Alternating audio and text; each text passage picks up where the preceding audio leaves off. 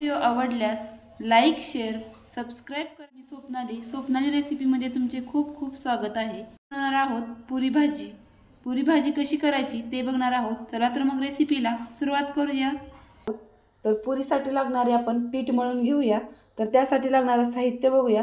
इथे 2 कप घेतलेला आहे गव्हाचं पीठ, 2 चमचे घेतलेला आहे बेसन, 2 चमचे घेतलाय रवा आणि चवीनुसार घेतलेला आहे मीठ।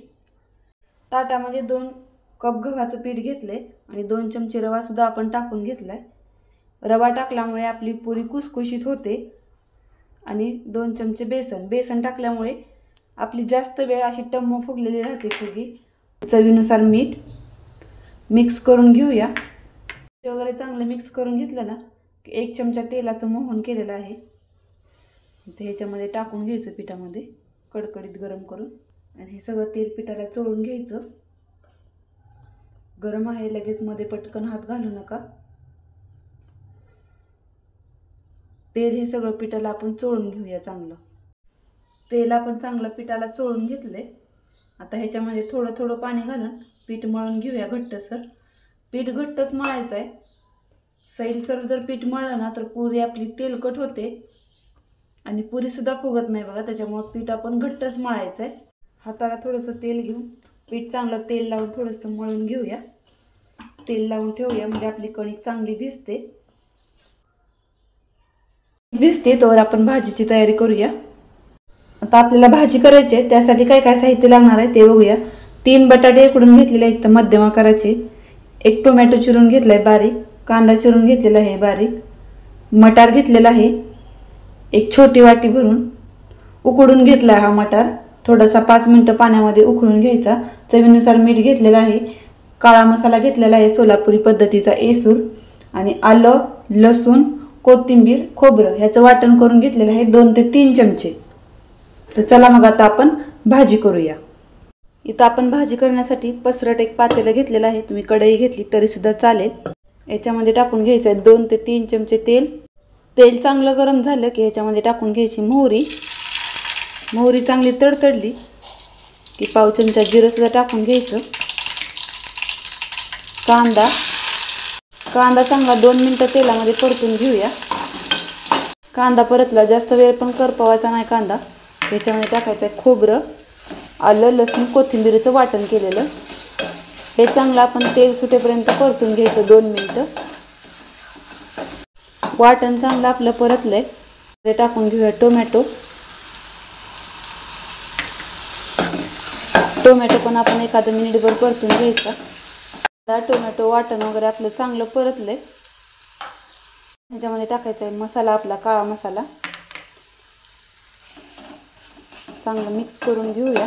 मसाला आपला छान असा मस्त असा भाजलेला आहे। याच्यामध्ये टाकायचा आहे वटाणा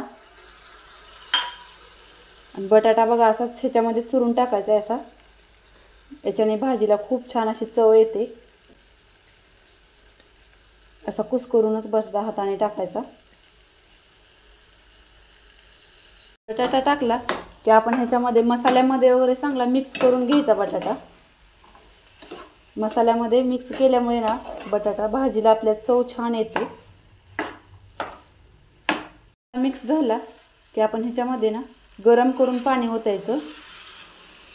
आपल्याला जेवढा रस्सा हवा आहे ना त्याप्रमाणे, जास्त ही पातळ नसते बघा ही पुरी भाजीची भाजी। मिक्स करून घ्यायचं आणि पाणी गरमच करून टाकायचं। थंड पाणी टाकलं की आपल्या भाजीची चव बिघडते, बेचव लागते भाजी। त्याच्यामुळे पाणी कोमटच करून टाकायचं। चवीनुसार मीठ, बारीक चिरलेली कोथिंबीर। आता भाजीला आपण 2 ते 3 मिनिटं चांगली खळखळून उकळी येऊ देऊया बारीक गॅसवर। बघा 2 ते 3 मिनिटांमध्ये आपल्या रश्श्याला अशी चांगली उकळी आली आहे भाजीला, मस्त अशी काय तर्री आलेली आहे बघा। गावाकडची पुरी भाजी कशी तर्री असते ना तशा पद्धतीनेच तर्री आलेली आहे काय मस्त अशी।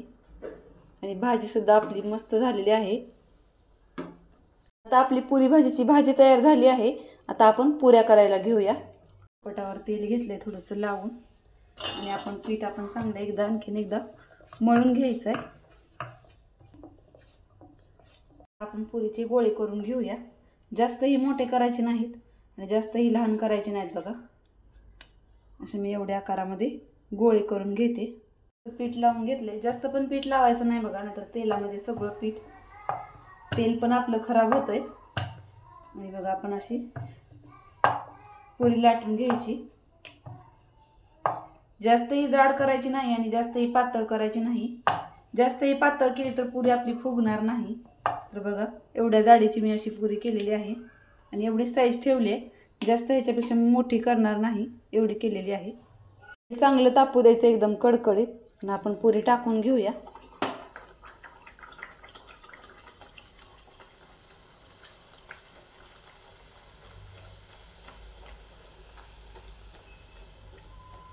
बघा काय मस्त अशी आपली टम्म फुगलेली आहे पुरी. तांबूस रंगावर आपण पुरी भाजून घ्यायची, तळून घ्यायची, म्हणजे फुगले बघा. ह्या बाजूने आपण पलटी मारून घेऊया. बघा काय मस्त रंग आलेला आहे आणि पुरीसुद्धा आपली काटोकाट अशी फुगलेली आहे. चांगलं निथळून घ्यायचं. बघा दोन्ही बाजूने आपली कुसकुशीत अशी पुरी होते, कारण आपण रवा वापरला. 2 चमचे रवा वापरल्यामुळे ना आपली पुरी चांगली कुसकुशीतपणा येतो पुरीला. तर आपण एका ताटामध्ये काढून घेऊया. बघा काय मस्त रंगसुद्धा आलेला आहे. तर आपण दुसऱ्यासुद्धा पुऱ्या अशाच तळून घेऊया. अशा आपल्या टम्म पुऱ्या फुगलेल्या आहेत बघा, एकदम काटोकाट आणि शेवटपर्यंत अशा फुगलेल्याच राहतात. बघा काय मस्त आपली पुरी फुगलेली आहे.